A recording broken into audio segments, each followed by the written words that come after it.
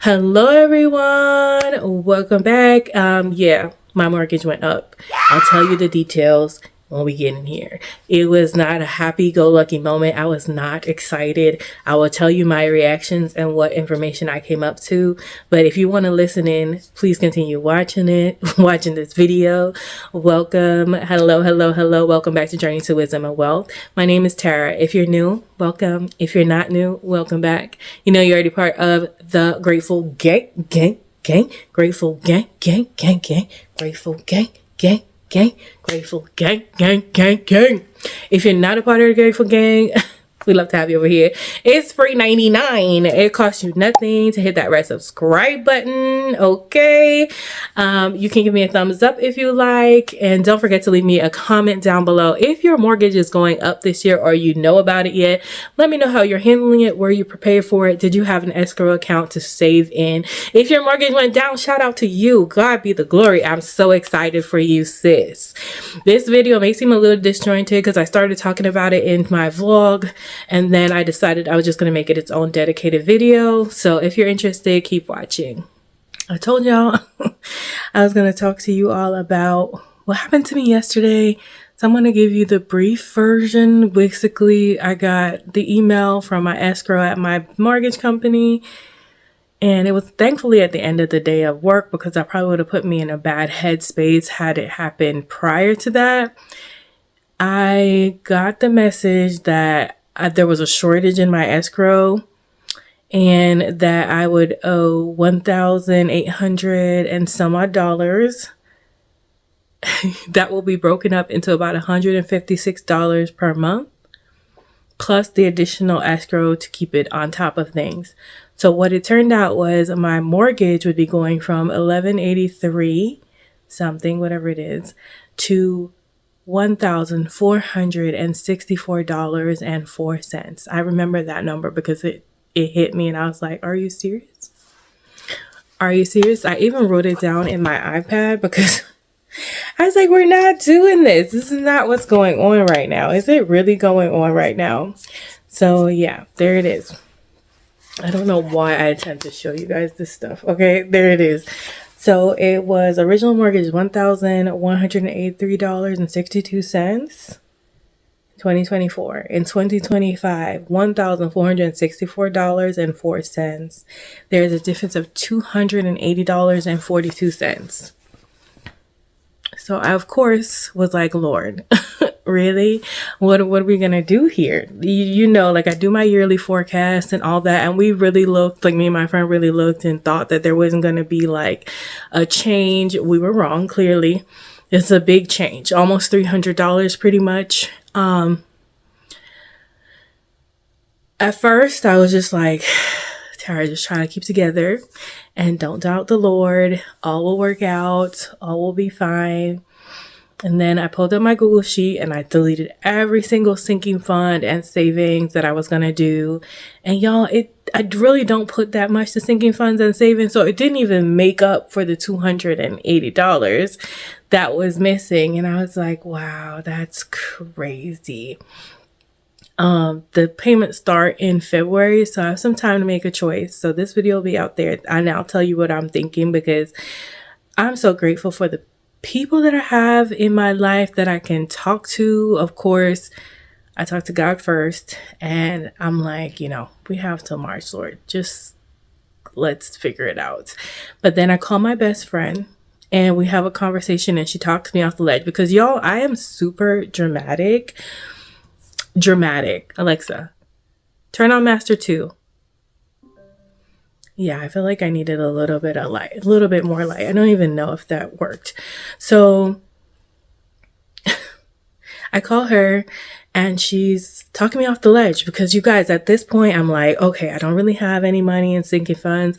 And then I'm like, I really can't afford to not have household and beauty because I already do my own hair. Like, what more can I do? I don't even go to the salon. I can't even treat myself to that. I have to buy toilet paper and paper towels and water. Like, I have to have those things. Maybe not the water, but like, I have to have that stuff, the toilet paper, the paper towel, laundry detergent, gotta wash some clothes. I'm like, oh. everything else can maybe just not do it. But I'm like, what happens if something happens to my car? I kind of need a car maintenance fund. I don't feel like my sinking funds are just ones that are for fun, you know, outside of the travel that I had planned. So I'm like, oh my God. So I'm getting discouraged as I'm going through the numbers. And now, y'all, I have hopped on the website where I'm like, how much is an apartment? Maybe I should just get a luxury apartment, sell my house, and just, you know, I won't have to worry about none of the repairs. I don't have to worry about none of that. I could just get a nice little, you know, island with a view and a porch. And then when something's broken, somebody else can fix it. Reality check, girl. I went and looked at like Atlanta luxury apartments. One bedroom's $1,600. I was like, I know my mortgage is about to be close to that, but baby, it's mine at least. But I was like, you know, maybe I'll keep looking. Maybe I'll look at me. I don't have to have the luxury of the luxury. Maybe I'll keep looking. Those were the things that were going through my mind. Like I was off board. I was like, I just should just.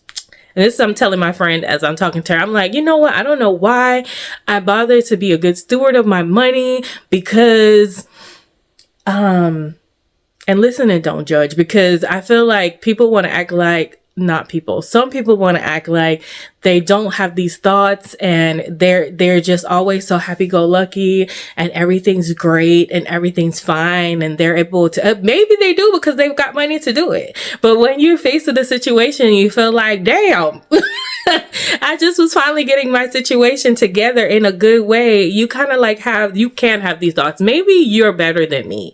And that's wonderful. I love that for your mindset. I love that for you. But that is not my initial mindset. That is not my initial reaction. And maybe that's something I need to work on personally, but this is my channel. So I'm going to be personally telling you what I felt in the moment. Okay. So if you don't feel that way, feel free not to comment. Anything negative, we don't need it. Okay. Because I eventually, like I said, have great people in my corner and they was able to like come back around to self. But when I tell you in the moment, I was like, I should just buy the clothes I want. I should just, you know, shop all the groceries I want. I should eat out whenever I want. I should just, just do whatever. Who needs this and that? And you know, if I'm still going to have problems with money regardless, girl. So my best friend is like, girl, you work too hard to get that house. You better not sell that house. This is crazy. Da-da-da. You know, I'm like, she's right. She's right. She's right. And as I'm talking, I realized that, oh, you have an emergency fund, Tara. Like you could take that $1,900 out your emergency fund. So comment down below if you think that's a good idea. And then I looked again and the HVAC, I have $1,883 saved in there, I think. And I was like, I also have that, but I really need to keep saving for that because it's really on its last leg, y'all. It's hanging, thank you, Lord, but it's out on its last leg.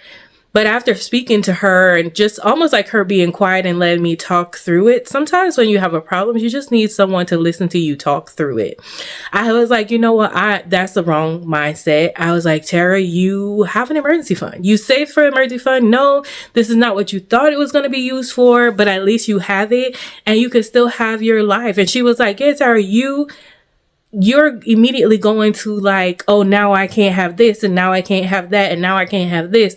She's like, you can't do that. Do the things you wanted to do for yourself, like your facial or your massages, and save for those things still. Just may be a little bit longer and you just, you know, you may not get it all when you want it, but you will to be able to experience some of the things that you're going to experience, that you want to experience. She was like, it's not the end of the world.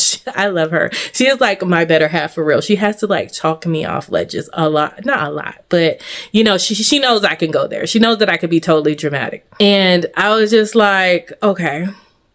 And then I was going to talk to my other friend at work because she's like a believer. And I was just going to ask her to pray for me.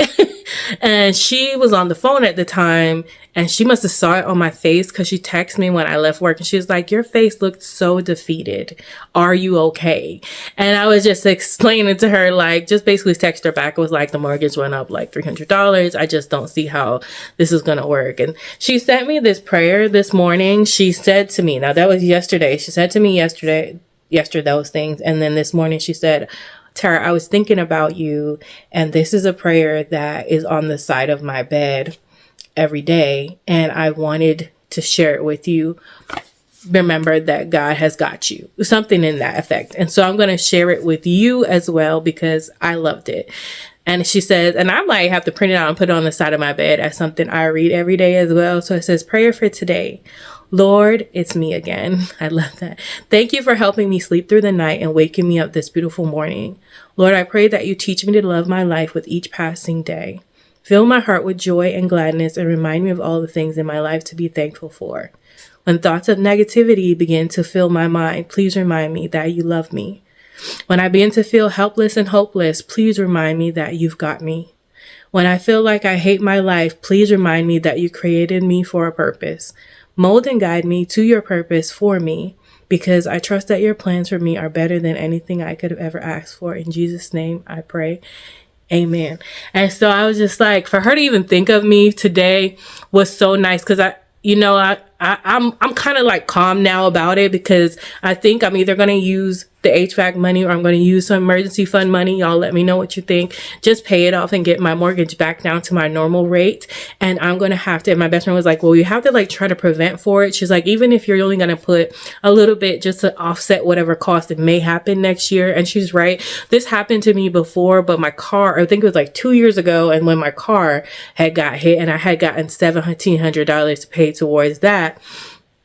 So I just paid the escrow off again, but I can't find it in my budget to pay for escrow. But I'm going to start putting whether it's $10 or $15 away every month towards an escrow account. I don't know where it's coming from, but it's coming from somewhere, because I don't want to be in the same situation in a year.